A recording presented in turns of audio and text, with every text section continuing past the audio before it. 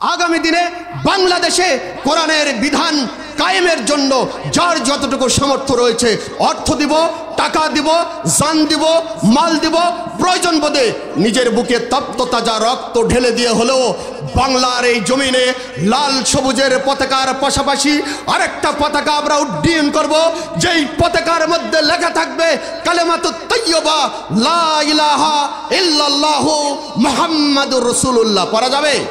কারা কারা পারবেন একটু হাত তুলে দেখান। লিল্লাহি তাকবীর, লিল্লাহি তাকবীর, লিল্লাহি তাকবীর। আসসালামু আলাইকুম ওয়া রাহমাতুল্লাহ ওয়া বারাকাতুহু। আপনারা কেমন আছেন? আলহামদুলিল্লাহ। প্রশংসা করছি সেই রব্বুল ইজ্জাতের, যিনি দয়া করে মায়া করে একান্ত অনুগ্রহ করে আপনার আমার প্রতি রহমতের দৃষ্টি দিয়ে পৃথিবীর শত ব্যস্ততাগুলোকে পিছনে ফেলে আরামের ঘুমটাকে হারাম করে আপনাকে আমাকে এই শীতের রাত্রিতে আল্লাহ রাব্বুল আলামিনের পাঠানো নির্ভুল সন্ধ্যাতীত কিতাব, যা গোটা মানুষের মুক্তির একমাত্র দিশা, সেই কোরআনুল কারীমের অমীয় বাণী শোনার জন্য আল্লাহ তাআলা হাজার হাজার লক্ষ লক্ষ মানুষের মধ্য থেকে আপনাকে আমাকে এই কোরআনের মজলিসে কবুল করেছেন, জান্নাতের এই পরিবেশে কবুল করেছেন। যিনি আপনাকে আমাকে আসার সুযোগ দান করলেন, সেই মাবুদের শুকরিয়ার জন্য সকলেই চিৎকার দিয়ে বলছি আলহামদুলিল্লাহ। রব্বানা লাকাল হামদ হামদান কাসীরান তাইয়্যিবান মুবারাকান ফি, ইয়া রাব্বি লাকাল হামদ কামা ইয়ামবাগি লিজালালি ওয়াজহিক ওয়া আজিমি সুলতানিক। হৃদয়ের মাঝে যতটুকু প্রেম রয়েছে, ভালোবাসা রয়েছে, মহাব্বত রয়েছে, সবটুকু উজাড় করে নিবেদন করছি সেই মহান ব্যক্তিত্বের জন্য, যার নামটা সুদূর অতীতকাল থেকে নিয়ে বর্তমান কাল এবং কিয়ামত পর্যন্ত পৃথিবীর আনাচে কানাচে সব জায়গা থেকে সবচেয়ে বেশি শ্রদ্ধা ভরে উচ্চারিত হচ্ছিল, বর্তমানেও হচ্ছে, সুদূর কিয়ামত পর্যন্ত হতে থাকবে। সেই প্রিয় নবী, প্রিয় নেতা, আপনার আমার জীবনের idol, icon, model, leader, prophet হযরত মুহাম্মদুর রাসূলুল্লাহ, সকলেই বলছি সাল্লাল্লাহু আলাইহি ওয়াসাল্লাম। আমি কোরআনুল কারীমের সূরা আল ইমরানের 169 নম্বর আয়াত আপনাদের সামনে তেলাওয়াত করেছি। এই আয়াতে কারিমাটাকে সামনে নিয়ে কিছু কথা আমরা বলবো ইনশাআল্লাহ। ওমা তাওফিকি ইল্লা বিল্লাহ। প্রিয় ভাইরা আমার, আল্লাহ রাব্বুল আলামিন তার জমিনে তার দিন কায়েমের জন্য যে সমস্ত মানুষগুলো বাতিলের বিরুদ্ধে লড়াই করবে, সংগ্রাম করবে, জিহাদ করবে, বাতিলের লড়াইয়ের এই ময়দানে প্রয়োজন বোধে নিজের বুকের তপ্ত তাজা রক্ত জমিনে ঢেলে দিয়ে শাহাদাত বরণ করবে, কিন্তু বাতিলের কাছে মাথা নত করবে না। এমন মধ্যে মুজাহিদ যারা আছেন, যারা আল্লাহর জমিনটারে কোনো বাতিলের কাছে ছেড়ে দিতে চান না, এই আল্লাহর সৃষ্টি জমিনের উপরে আল্লাহর পাঠানো কিতাবের বিধান দিয়ে যেন এই রাষ্ট্র জমিন আন্তর্জাতিক গোটা বিশ্বটা পরিচালিত হইতে পারে, এর জন্য যে সমস্ত মানুষগুলো আল্লাহর গোলামগুলো বাতিলের বিরুদ্ধে লড়াই করে, সংগ্রাম করে, যুদ্ধ করে, আল্লাহর একত্ববাদ, আল্লাহর তাওহীদের সেই ঝান্ডাবাহীকে অগ্রাধিকার দেওয়ার জন্য, আল্লাহর জমিনে আল্লাহর দিন কায়েমের জন্য যারা লড়াই করে, বাতিলেরা যাদেরকে সহ্য করতে পারে না, কারণ অন্ধকার প্রিয় জীবগুলো কখনো আলো সহ্য করতে পারে না। বাদুরগুলো যেমনি ভাবে দিনের বেলা পথ চলতে পারে না, ওরা অন্ধকারের জন্তু, ওরা অন্ধকারের পোকা, অন্ধকারের মধ্যে থাকতে ভালোবাসে, ঠিক তেমনি ভাবে যারা ইসলাম বিরোধী, কোরআন বিরোধী, রসুলের সুন্নাহ বিরোধী, যারা আলেম ওলামা বিরোধী, ওই সমস্ত লোকগুলো ইসলামের আলো, ইসলামের নূরটাকে তারা সহ্য করতে পারে না। সেই কারণে ইসলামের ঝান্ডাবাহী মধ্যে মুজাহিদ যারা আল্লাহর এই জমিনে আল্লাহর রাজত্ব কায়েমের জন্য কোরআনের বিধানগুলো কায়েম করার জন্য বাতিলের বিরুদ্ধে যখন লড়াইয়ের ময়দানে নিজেকে সমর্পণ করে, এমত টাইমে বাতিলগুলো হককে ছেড়ে দিতে পারে না। নবী আম্বিয়া আলাইহিস সালাতু সালামদেরকেও ছেড়ে দেওয়া হয়নি। নবী আম্বিয়া আলাইহিস সালাতু সালাম, সালফে সালেহিন, মুতাকাদ্দিমিন, মুতাআখিরিন যারা এই ময়দানে আল্লাহর জমিনে আল্লাহর দ্বীন কায়েমের জন্য আন্দোলন করেছিলেন, সেই সমস্ত সত্যের ঝান্ডাবাহী মধ্যে মুজাহিদগুলোর বিরুদ্ধে বাতিলগুলো অস্ত্র সজ্জার করেছে, ঠিক কিনা বলেন? যার ফলশ্রুতিতে আমরা দেখতে পাই গত 15 বছর ধরে এই বাংলাদেশে যারা কোরআনের পতাকাকে পথ পথ করে উড়াইয়ে দিতে চেয়েছিলেন, আল্লাহর জমিনে আল্লাহর দ্বীনটাকে কমপ্লিটলি পরিপূর্ণভাবে কায়েম করার মহান লক্ষ্যকে নিয়ে বাংলাদেশের টেকনাফ থেকে তিতুলিয়া, রূপসা থেকে পাতুরিয়া পর্যন্ত কালেমার এই দাওয়াত নিয়ে প্রত্যেকটি বনি আদমের দ্বারে দ্বারে যাওয়ার জন্য যারা সিদ্ধান্ত গ্রহণ করেছিলেন, ময়দানে যারা সক্রিয় ভূমিকা পালন করেছিলেন, ওই সমস্ত ইসলামী চিন্তাবিদগুলোকে 71 সালের কাদা গায়ে লাগায়ে দিয়া মিথ্যা রাহাজানি, মিথ্যা জিনাকার, মিথ্যা ডাকাত, মিথ্যা চোর, মিথ্যা অগ্নিসংযোগকারী, মিথ্যা রাজাকার, মিথ্যা আলশামস, মিথ্যা বিভিন্ন প্রকার অভিযোগে অভিযুক্ত করে তাদেরকে এক এক করে ফাঁসি দেওয়া হয়েছে, ঠিক কিনা বলেন? এত ধীরে ঠিক যদি হয় তাহলে তো জোরে বলতে হবে।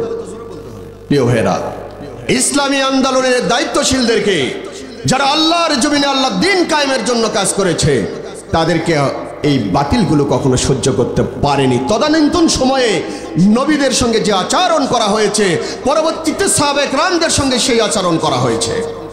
একইভাবে তাবিঈদের যুগে, তাবিঈদের যুগে একই আচরণ বাতিলগুলো করেছে। তাই বলে কি হক বন্ধ হয়ে গেছে? বলেন তো, হক কি বন্ধ হয়ে গেছে? হক চিরদিন ছিল, হক চিরদিন থাকবে।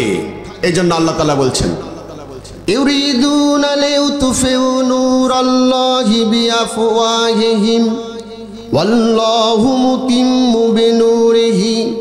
আল্লাহ রাব্বুল আলামিন বলছেন, ওই সমস্ত কাফেরগুলো তাদের মুখের ফুৎকার দে ইসলামের আলোটাকে, ইসলামটাকে, কোরআনটাকে, রসুলের সুন্নাহটাকে দুনিয়া থেকে বিদায় করতে চায়। জোরে বলেন নাউজুবিল্লাহ।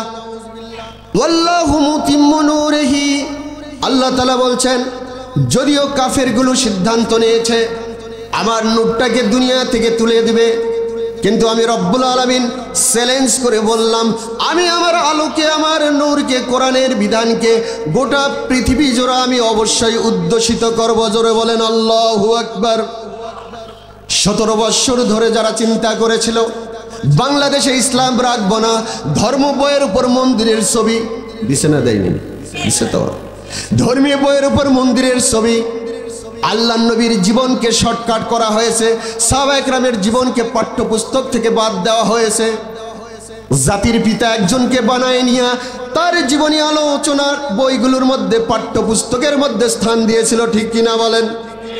যে সমস্ত ইমামগুলো কোরআনের হক কথা বলতো, কোরআনের শাসন ব্যবস্থা কায়েমের জন্য বক্তব্য দিত, পরের জমাইতে ওই দাড়ি চাষা, মোষ চাষা, কোট পরা, মদ্যপায়ী, নিশাখোর, নারী প্রেমী, ওই সমস্ত ব্যক্তিগুলো এই ইমামদের চাকরি পর্যন্ত খেয়েছে, ঠিক কিনা বলেন? কত মাদ্রাসা হুজুরের চাকরি চলে গেছে, কত বক্তা প্যান্ডেলে তাদের হাতে থাপ্পড় খেয়েছে, প্যান্ডেলে ওয়াজ করার জন্য এসে মঞ্চে উঠতে দেওয়া হয়নি। কোরআনের মাহফিলে 144 ধারা জারি করেছিল, এটা কি 17 বছর ধরে হয়নি? হয়েছে না? হয়নি। ওরা মনে করেছিল আমরা পুলিশ দিয়ে, র্যাব দিয়ে, সিতা দিয়ে, কবরা দিয়ে, বিজিবি দিয়ে, যৌথ বাহিনীর অভিযান চালিয়ে আল্লাহর জমিন থেকে আল্লাহর কোরআনের দ্বীনকে আমরা বিতাড়িত করে দেব, ঠিক কিনা বলেন? কিন্তু বাতিল যত শক্তি নিয়ে আসুক না কেন, ইমানদারদের ইমানের বলের কারণে তারা এই দেশে স্থান পায়নি, এই দেশ থেকে বিতাড়িত হয়ে তাদের বামুবাড়ি দিল্লিতে যায় পড়ছে, ঠিক কিনা বলেন? প্রিয় ভাইরা, আবার নাকি আসবে, টুপ করে পড়বে নাকি?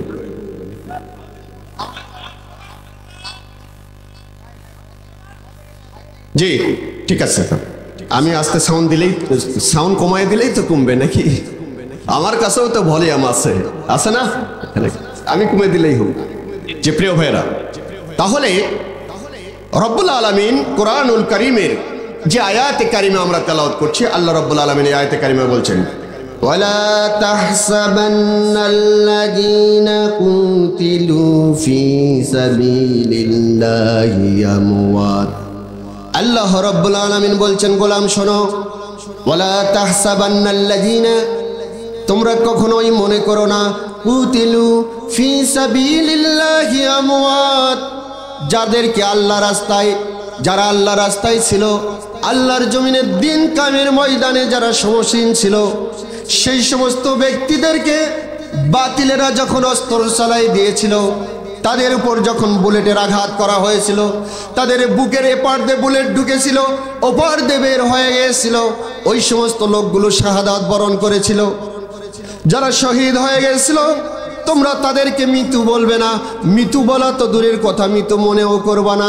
জোরে বলেন সুবহানাল্লাহ সকল মৃত্যুকে মৃত্যু বলা যায় কিন্তু যারা শহীদ হয় আল্লাহর এই জমিনে আল্লাহর দ্বীন কায়েমের জন্য কাজ করে এই সমস্ত ব্যক্তিদেরকে আল্লাহ মৃত্যু বলা তো দূরের কথা মৃত্যু মনে করা ওয়ালা তাহসাবান্নাল্লাযীনা কুতিলু ফি সাবিলিল্লাহ আল্লাহ বলছেন তোমরা তাদেরকে মৃত্যু মনেও করো না সুবহানাল্লাহ বলবেন না প্রিয় ভাইরা আল্লাহ তাআলা বলছেন বাল আহইয়াউন ইনদা রাব্বিহিম ইরযাকুন আমি আল্লাহ তাআলা তাদের কবরের মধ্যে আসমান থেকে জান্নাত থেকে জান্নাতের রিজিকগুলো নিয়ামতগুলো পাঠাই দিই জোরে বলেন সুবহানাল্লাহ তারা জীবিত আমার কাছে তারা মৃত নয় এই আয়াত নাজিল হলো কখন তাফসিরে মাজহারি আল্লামা কাজী সানাউল্লাহ পানিপথী রহমাতুল্লাহি আলাইহি বলছেন এই আয়াত নাজিল হয়েছে যখন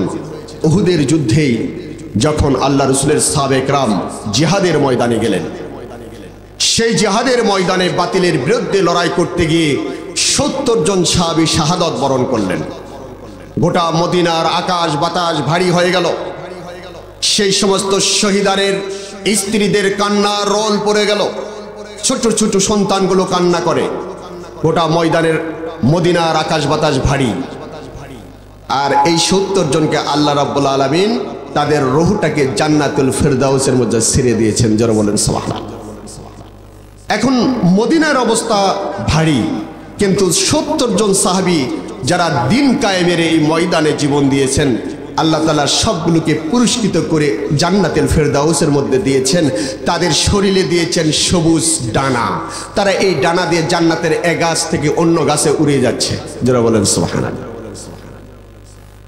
70 জন সাহাবী যারা উহুদের যুদ্ধে শাহাদাত বরণ করলেন এই সমস্ত সাহাবীরা জান্নাতের মধ্যে থেকে বুঝতে পারতেছেন মদিনার কি অবস্থা চলতেছে আমরা তো শহীদ হয়ে আসলাম আল্লাহ রাব্বুল আলামিন আমাদেরকে তো রূহ সঞ্চয় করে দিয়েছে আমাদেরকে জান্নাতুল ফেরদাউসের মধ্যে সবুজ পাখা দিয়েছে সবুজ পাখির মধ্যে আমাদের রূহটা ফুকায়ে দিয়েছে এই সবুজ পাখি ডানা মেলে মেলে জান্নাতের এক গাছ থেকে অপর গাছের দিকে দৌড় দিচ্ছে আনন্দ উপভোগ করছে বিনোদন করতেছে কিন্তু একজন শহীদ আরেকজন শহীদের সঙ্গে বলছে ভাই আমরা তো বড় পরম আনন্দে উচ্ছ্বসিত হয়ে আছি আমাদেরকে রব্বুল আলামিন পুরস্কৃত করেছেন পুরস্কার দিয়েছেন কিন্তু আমাদের পরিবার পরিজন তো তা জানতেছে না তা তো দেখতেছে না তারা তো বুঝতে পারতেছে না আমাদের সন্তানগুলো আমাদেরকে হারাইয়ে তারা কান্নাকাটি করছে আমাদের বিবিগুলো আমাদের বিরহ বেদনায় তারা কান্নাকাটি করছে অস্থির অবস্থা একজন শহীদ অপরজন শহীদের সঙ্গে গল্প করতেছে জান্নাতুল ফেরদাউসের মধ্যে আর রব্বুল আলামিন তার জমিনে তার দ্বীন কায়েমের এই ময়দানে জীবন দেওয়ার কারণে আল্লাহ রাব্বুল আলামিন আমাদেরকে যে পুরস্কারে পুরস্কৃত করেছেন ঘোষণা করে দিয়েছেন জান্নাতি হিসাবে আমাদেরকে জান্নাতে দাখিল করে দেওয়া হয়েছে আমাদের পরিবার আমাদের সন্তান আমাদের স্ত্রী আমাদের বাবা আমাদের মা আমাদের প্রতিবেশীগুলো যদি জানতো আমরা শহীদ হয়ে মরিনি বরং বাল আহইয়াউ আমাদেরকে জীবন দান করা হয়েছে আমাদেরকে জীবিত রাখা হয়েছে জান্নাতের মধ্যে আমাদেরকে নাজ নিয়ামতে পরিপূর্ণ করে দেওয়া হয়েছে এইটা যদি আমাদের পরিবার পরিজনগুলো জানতো তাহলে কিছুটা শান্তি অনুভব করতো তাদের অন্তরের মধ্যে কিছুটা সান্ত্বনা তারা পাইতো কিন্তু বড় দুঃখের বিষয় আমরা যে জান্নাতে আছি এই জান্নাত থেকে কেমনে যায় আমাদের খবরটা দুনিয়াতে দিয়ে আসবো। জান্নাতে ঢোকার পরে তো আর বের হওয়া যায় না। খালিদিনা ফিহা আবাদা, যারা একবার জান্নাতে যায় তারা চিরদিনের জন্য জান্নাতে যায়। দুনিয়ার ক্ষমতার মতো জান্নাত নয়। আজকে আসি মন্ত্রী তো সব 5টা 7টা গাড়ি, কত পুলিশ স্যালুট দেয়, কত সেনাবাহিনী স্যালুট দেয়। আজকে প্রাইম মিনিস্টার, আমি যাকে ইচ্ছা তাকে চোর বানাতে পারি, যাকে ইচ্ছা তাকে ডাকাত বানাতে পারি, আবার ডাকাতকে আমি পীর সাহেব হিসাবে উপস্থাপন করতে পারি। এইটা দুনিয়ার ক্ষমতা। আজকে আছে কালকে নাই। ওই প্রধানমন্ত্রী যারে চোর ডাকাতকে পীর সাহেব বানাই দিল, আর আল্লাহর ওলিগুলোকে চোর ডাকাত বানাইয়া ফাঁসির কাস্টে তুললো। এটা হলো ক্ষমতা দেখালো দুনিয়ায়, মাত্র 2 দিনের ক্ষমতা। কয়েকদিন পরে দেখা গেল ক্ষমতা যখন হারিয়ে গেল, কিসের পীরকে আর চোর বানাবে, ডাকাত বানাবে।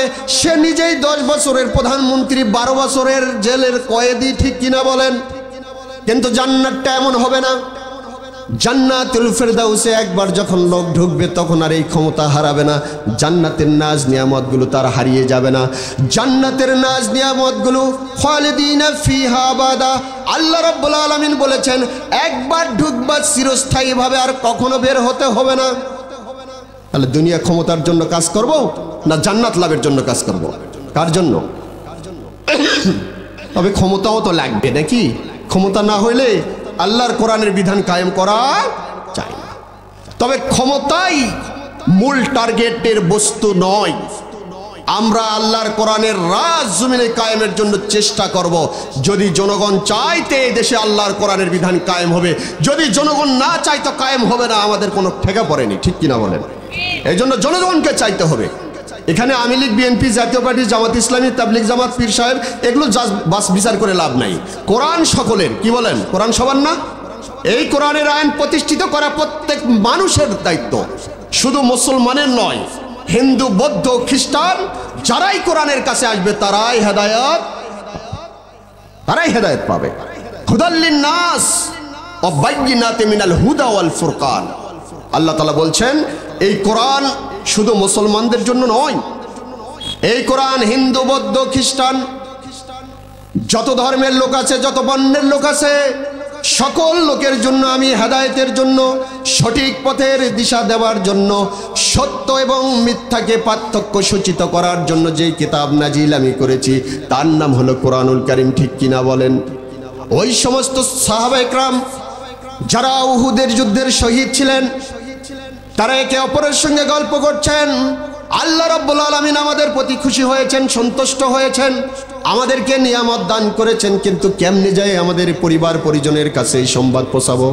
কে পৌঁছাবে এই কথা?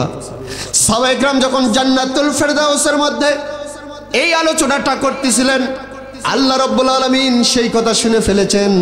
ডাক দিয়ে বলেছেন, রে জান্নাতীরা, হে উহুদের শহীদেরা, হে আমার প্রিয় দোস্ত মুহাম্মদুর রাসূলুল্লাহ সাল্লাল্লাহু আলাইহি সাল্লামের বন্ধুগণ, সাহাবাগণ, হে আমার গোলামেরা, তোমরা তো বড় আশা করতেছ যে তোমাদের এই সম্বাদটা, তোমাদেরকে যে নাজ দিয়ে, নিয়ামত দিয়ে, পুনরায় জীবন দিয়ে, জান্নাতের মধ্যে পাখা দিয়ে তোমাদেরকে নিয়ামত দিয়ে পরিপূর্ণ করে দেওয়া হয়েছে, এই সংবাদটা যেন দুনিয়াতে পৌঁছে দেওয়া হয় তোমার পরিবারের জন্য, তোমাদের বিবিদের জন্য, তোমাদের সন্তানদের জন্য, তোমাদের প্রতিবেশীদের জন্য, এমনকি তোমাদের নবী মুহাম্মদুর রাসূলুল্লাহ সাল্লাল্লাহু আলাইহি সাল্লাম তিনিও যেন এই সংবাদটা পাইতে পারেন। কিন্তু তোমরা তো যেতে পারছো না, এই তো তোমাদের প্রবলেম, সমস্যা। আমি রব্বুল আলামিন ওয়াদা করেছি যারা জান্নাতে যাবে তাদের মনের কোনো আশায় আমি অপূর্ণাঙ্গ রাখবো না। জোরে বলেন আল্লাহু আকবার। সুতরাং যেহেতু তোমাদের মনের মধ্যে দেখা দিয়েছে তোমাদের এই নিয়ামতের, তোমাদের এই জান্নাতি হবার ঘোষণাটা যেন দুনিয়ার মানুষের কাছে পৌঁছে যায়, এইটা হলো তোমাদের মনের কামনা। যেহেতু তোমরা জান্নাতীদের মনের কোনো কামনাই অপূর্ণাঙ্গ রাখা হবে না রে গোলাম। আমি তোমাদের সংবাদটা পৌঁছার জন্য কোনো নূরের তৈরি ফেরেশতাকে দায়িত্ব দেব না, কোনো আগুনের তৈরি জিনকে দায়িত্ব দেব না, কোনো মাটির তৈরি আদম সন্তানকে আমি দায়িত্ব দেব না। আমার যতগুলো লক্ষ লক্ষ মাখলুকাত রয়েছে, কোনো সৃষ্টিজীব দিয়ে আমি তোমাদের এই সংবাদটা দুনিয়াতে পৌঁছাবো না। তোমাদের এই নিউজটি, তোমাদের এই সংবাদটি, তোমাদের তোমাদের পরিবারের কাছে শুধু নয়, তোমাদের নবী মুহাম্মদ রাসূলুল্লাহর কাছে শুধু নয়, কিয়ামত পর্যন্ত যতজন মানুষ পৃথিবীতে আগমন করবে প্রত্যেকের কানে কানে এই সংবাদটা পৌঁছে দেওয়ার দায়িত্ব কোনো মিডিয়া নয়, আমি রব্বুল আলামিন নিজেই সেই দায়িত্ব গ্রহণ করলাম। জোরে বলেন আল্লাহু আকবার। আল্লাহ রব্বুল আলামিন এই সংবাদ দেওয়ার জন্য এই আয়াতে কারিমা নাজিল করলেন। আয়াতটি রাসূলের কাছে এসে যখন জিবরিল আমিন প্রদান করলেন, আল্লাহ রাব্বুল আলামিন এই আয়াতে ঘোষণা দিচ্ছেন, ওয়ালা তাহসাবান্নাল্লাযীনা কুতিলু ফি সাবিলিল্লাহি আমওয়াত। হে দুনিয়ার মানুষেরা, ওই উহুদের যুদ্ধের ময়দানে যারা তোমরা স্বামী হারিয়েছো, যারা তোমরা তোমাদের পিতাকে হারিয়েছো, যারা তোমরা তোমাদের ভাইকে হারিয়েছো, দাদাকে হারিয়েছো, তোমরা কেন মনে করতেছো যে তোমাদের পিতা মারা গেছে? তোমরা কেন মনে করতেছো তোমাদের স্বামী মারা গেছে? তোমরা কেন মনে করতেছো তোমাদের দাদা মারা গেছে? কেন মনে করতেছো তোমাদের ভাই মারা গেছে? আসলেই কেউ মারা যায়নি। ওয়ালা তাহসাবান্নাল্লাযীনা কুতিলু, তাদেরকে তোমরা মৃত্যু মনেই করো না, বাল আহইয়াউ, বরং তারা জীবিত। ইরজাকুন, আমি রব্বুল আলামিন তাদেরকে জান্নাতের মধ্যে রিজিক দিয়েছি। জোরে বলেন আল্লাহু আকবার। সবার কাছে সংবাদ পৌঁছায় দিলেন। আয়াতটা যখন নাজিল হলো, বিশ্বনবী মুহাম্মদুর রাসূলুল্লাহ সাল্লাল্লাহু আলাইহি সাল্লাম রাস্তা দিয়ে হেঁটে যাচ্ছিলেন। দেখেন একজন শহীদের সন্তান হযরতে জাবির রাদিয়াল্লাহু আন, তিনি রাস্তার পাশে বসে চোখে হাত দিয়ে কান্না করছেন। তার পিতা চলে গেছেন দুনিয়া থেকে। আল্লাহ রাসূল বললেন, জাবির কেন কান্না করছো, কি হয়েছে তোমার? বললেন, ইয়া রাসূলুল্লাহ, ইয়া হাবিবাল্লাহ, আপনি বুঝি জানেন না এই যে উহুদের যুদ্ধের ময়দানে 70 জন সাহাবী শাহাদাত বরণ করেছেন। লিল্লাহি তাকবীর, লিল্লাহি তাকবীর।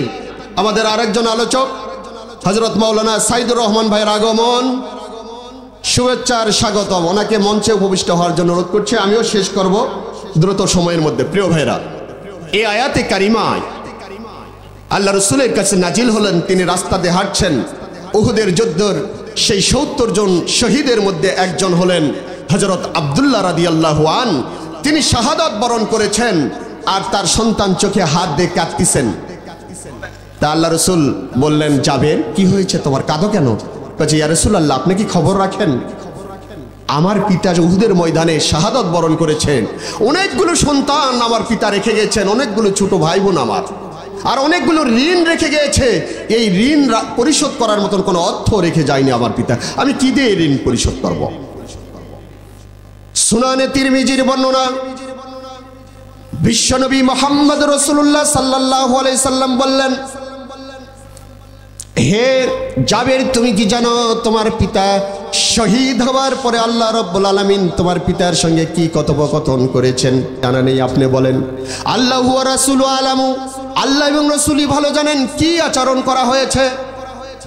হযরত রাসূল করিম সাল্লাল্লাহু আলাইহি সাল্লাম বললেন, শোনো, তোমার পিতা যখন শহীদ হলো জান্নাতের মধ্যে, আল্লাহ রাব্বুল আলামিন তাকে জিজ্ঞেস করলেন, আব্দুল্লাহ তুমি আমার কাছে কি চাও? তোমার পিতা বলেছেন, রব্বুল আলামিন তোমার কাছে কিচ্ছু চাই না, একটা জিনিস শুধু চাই, আল্লাহ আমি যে বাতিলের বিরুদ্ধে তোমার জমিনে তোমার দিন কায়েমের আন্দোলন করতে গিয়ে বাতিলের আমাকে অস্ত্রের আঘাতে, তরবারির আঘাতে, বুলেটের আঘাতে, খঞ্জরের আঘাতে, বর্ষার আঘাতে ক্ষতবিক্ষত করে রক্তাক্ত করে শহীদ করে দিয়েছে, তুমি আমাকে যে জান্নাতের মধ্যে নিয়ামত দান করেছো আল্লাহ, এই নিয়ামতে আমি অভিভূত হয়ে গেছি, অত্যন্ত উচ্ছ্বসিত হয়েছে, আনন্দিত হয়েছি। আল্লাহ তোমার কাছে আমার কিচ্ছু চাওয়া নেই, একটা চাওয়া মাত্র, তুমি যদি দুনিয়াতে দয়া করে আর একবার আমাকে পাঠিয়ে দাও, আরও একবার তোমার জমিনে তোমার দিন কায়েমের জন্য বাতিলের বিরুদ্ধে লড়াই করে আমি আমার জীবনটা আর একবার দিয়ে আসবো। যারা বলেন আল্লাহু আকবার। প্রিয় ভাইরা, সূরা আল ইমরানের 169 নম্বর আয়াত, আল্লাহর হাবিব বললেন, তোমার পিতা আব্দুল্লাহ বলেছেন, আল্লাহ আর একবার দুনিয়াতে আমারে পাঠাই দাও। তো আল্লাহ তাআলা তাকে বলেছেন যে আমি আল্লাহ, আমার সুন্নাহ হলো কাউরে একবার জান্নাতে ঢুকাই দিলে আর বের করি না, কাউরে একবার মৃত্যু দিলে তারে আমি আর জীবন দেই না। প্রিয় ভাইরা, তো এই জন্য আমি তারে আর দুনিয়াতে পাঠাইনি। আমি তোমার পিতার যে ঋণগুলো, এগুলো পরিশোধের দায়িত্ব আমি নিলাম। তোমার বাড়িতে কি আছে নিয়ে আসো।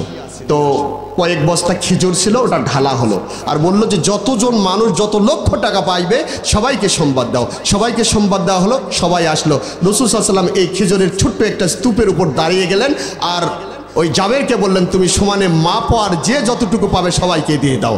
কত মন যে মাপে দিয়েছে! হাদিস সুনানে তিরমিজির বর্ণনা, যত মাপে তত খেজুর বাড়ে, কমে না। জোরে বলেন আল্লাহু আকবার। এটা হলো রসুলের মুজিজা। দিন কায়েমের ময়দানে যারা থাকবে, যারা জিহাদের ময়দানে থাকবে, যারা আল্লাহর জমিনে আল্লাহর দিন কায়েম করতে চাইবে, এই সমস্ত ব্যক্তিদেরকে আল্লাহ রাব্বুল আলামিন এভাবে নিয়ামত দিয়ে ভূষিত করবে। জোরে বলেন আল্লাহু আকবার।